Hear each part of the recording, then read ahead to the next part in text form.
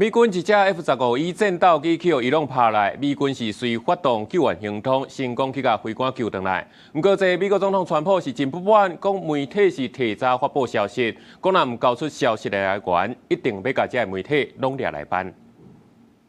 美軍一隻 F-15E 的戰機車衫佇伊朗境內，互人崩落，一個飛官有得救，另外一個著傷掉佇個敵營。美軍隨展開戰鬥搜救任務，動員數百個美軍去救人，現場留落飛行機的碎片甲臭火大的分裂。美國總統川普開記者會，證實任務成功。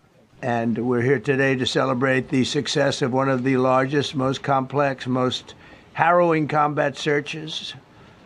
I guess you would call it a search and rescue mission.Ever attempted by the military. 美軍除了愛先找到人，也閣必須閃過敵人的包圍。迄當陣受傷的飛官掉佇個山區，煞要是一直爬懸，就是為着要傳送定位的信號。美軍為着保護伊，透過大規模欺騙的行動，落尾順利將人救出來。For that reason, in addition to the human and technical assets deployed by the president to find our airman, CIA executed a deception campaign to confuse the Iranians.who were desperately hunting for our airmen.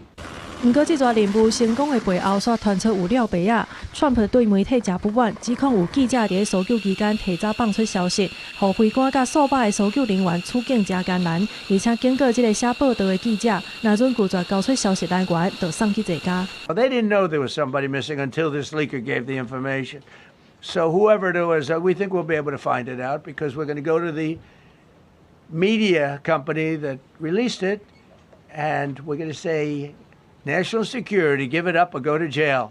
為了確保國家安全，美軍佇個特地進前，甲留佇個現場的無人機甲裝備攏崩做碎片，防止機密技術互人知影。落尾以零傷亡結束任務。也毋過過程當中了白仔的爭議，也互這場行動對軍事勝利變作是國安甲媒體責任的討論。記者綜合報道。